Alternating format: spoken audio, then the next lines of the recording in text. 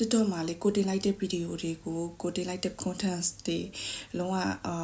qualify မဖြစ်ဘဲနဲ့ဒီလိုမျိုး disqualify ဖြစ်နေတဲ့ဟာတွေကိုTikTok creator တွေတော်တော်များများလိုမျိုးကြုံမှုကြမယ်ထင်တယ်။ဘာလို့သူက qualify မဖြစ်တာလဲဆိုရင်ဒီ TikTok ရုံးကသူတို့မကြိုက်တဲ့ပေါ့နော်စကားလုံးတွေမကြိုက်တဲ့အပြုမှုတွေပြီးသွားရင်တခြားလူတယောက်က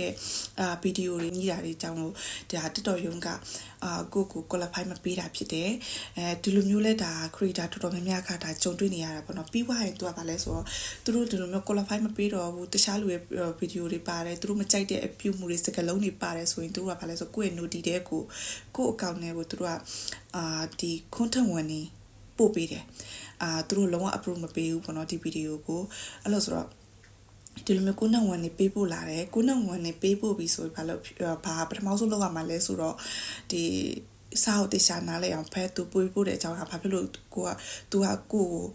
ဝန်နေပေးတာလဲပေါ့နော်ဗီဒီယိုလုံးဝမဖြတ်ပါနဲ့စာအုပ်ဖတ်ပြီးသွားတဲ့အကြောင်းစာအုပ်ဖတ်ပြီးသွားတဲ့အချိန်ကျရင်ပေါ့နော်ဒီသူတို့ပြောလိုက်တဲ့အကြောင်းအရာနဲ့ကိုက်ညီမှုရှိလားကိုယ့်ရဲ့ဗီဒီယိုကပေါ့နော်ဒီလိုမျိုးဖြစ်နေလားမဟုတ်ဘူးဆိုရင်သူတို့ပေးလိုက်တဲ့ဒီပို့ပေးလာတဲ့ note တွေထဲမှာ more option ရှိတယ်အဲ့ဒါကိုနှိပ်ပြီးတော့ကြာလာတဲ့ပေါက်မှာ appear တင်မှာ appear ဆိုတာကပြောမှဆိုရင်အယူခံဝင်တာ TikTok ချင်းကိုအယူခံဝင်ရတာအဲ့ဒါမှာကိုကနေပြီးတော့ကိုယ့်ရဲ့ဗီဒီယိုကသူတို့ပြောထားတဲ့အချက်လက်တွေမဟုတ်ပါဘူးကိုဗီဒီယိုရဲ့အကြောင်းအရာအသေးစိတ်ကလေးကိုနည်းနည်းပါးပါးရေးပြီးတော့ပေါ့နော်သူတို့ appear တင်လိုက်ပါappear တင်တာကျတော့မခဲဘူးဒီတိုင်းလေးပဲကိုနားလဲတလောက်ကလေးရေးကိုဗီဒီယိုမှာပါတဲ့အကြောင်းအရာလေးတွေနဲ့ပေါ့နော်နည်းနည်းပါးပါးဖြည့်ပြီးရေးပေးလိုက်ရင်ရတယ်ပြီးသွားရင်နောက်တစ်ခုကဘာလဲဆိုတော့သူတို့ဒီကိုအကုန်လုံးဖြည့်ပြီးတော့သူတို့ကို request လုပ်ပေးလိုက်တဲ့အချိန်ကြရင်ဘာလုပ်လဲဆိုတော့သူတို့ဘက်ကနေပြီး note ပြန်ပေးလာတယ်ဘယ်နေ့မှာသူတို့ပြန်ပြီးအကြောင်းပြန်မယ်ဆိုတဲ့အကြောင်းပေါ့နော်သူတို့ပြောတာရှိတယ်အဲ့လိုဆိုတော့တယောက်နဲ့တယောက်ကတော့မတူမူရာဆိုဒါနဲ့ဆိုနှစ်ကြိမ်ရှိပြီပေါ့နော်ဒါမျိုးခဏပေါ့နော်content ဝင်နေထိခံရတယ်လေကိုအကောင့်ကနောက်ပိုင်းအဆင်ပြေမှာမဟုတ်ဘူးဒါမူရာဆိုနှစ်ကြိမ်ရှိသွားပြီပထမဗီဒီယိုတော့မှဆိုရင်တော့တရက်ပဲကြာတယ်ဒီဗီဒီယိုကြာတော့ကိုနှစ်ပတ်တောင်ကြာသွားတယ်တော်တော်လေးကိုသူတို့စဉ်းစားပြီးတော့တော်တော်လေးကိုစီးစလိုက်တယ်ချင်းနှစ်ပတ်တောင်ကြာသွားတယ်ပေါ့နော်အခုမှ approach ကြာလာခဲ့တယ်စနေကိုရဲ့ဗီဒီယိုကိုစစ်စစ်နေတဲ့အချိန်ကာလမှာဘာကမူရာဒီဗီဒီယိုဆိုရင်ပထမတော့ 81.4k ရှိတယ်အဲ့ဒီတည်းကပဲ view ကအခုတတိကို view မတက်ဘူးသူတို့ရှိကို appear တင်ထားတဲ့ကာလာတော့ဆိုရင်လုံးဝ view မတက်ဘူးအဲ့လိုမျိုးဒီ content ဝင်နေထိထားတဲ့ဗီဒီယိုကလည်းဘလောက်ပဲ view များနေပါစလေ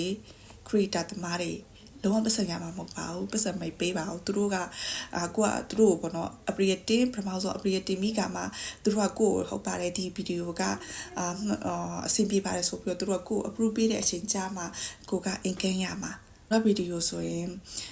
81.4k viewer ရှိရဒါပေမဲ့တကယ် qualify ဖြစ်တာကြတော့ဗာလဲဆို6.3k ပဲ qualify ဖြစ်တယ်ဒီ qualify ဖြစ်တဲ့ view ကိုပဲရာတော့ကဒီပတ်စံရမှာဖြစ်တဲ့တချို့ဗီဒီယိုတွေဆိုရင်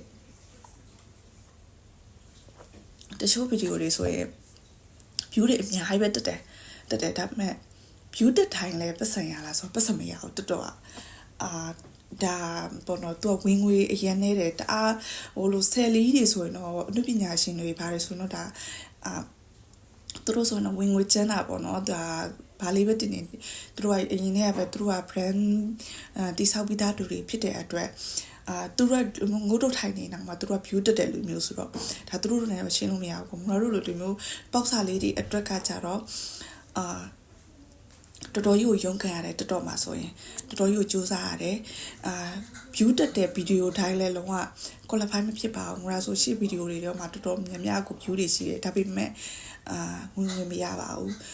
ဒါကြောင့်ကိုရှိုဒီcontent ဝင်နေစားပါရောက်လာခဲ့ပြီဆိုရင်လုံးဝဗီဒီယိုမဖြစ်ပါနဲ့မဖြစ်ဘဲနဲ့တခါတည်းအယူခံဝင်ပါလို့ပြောချင်ပါတယ်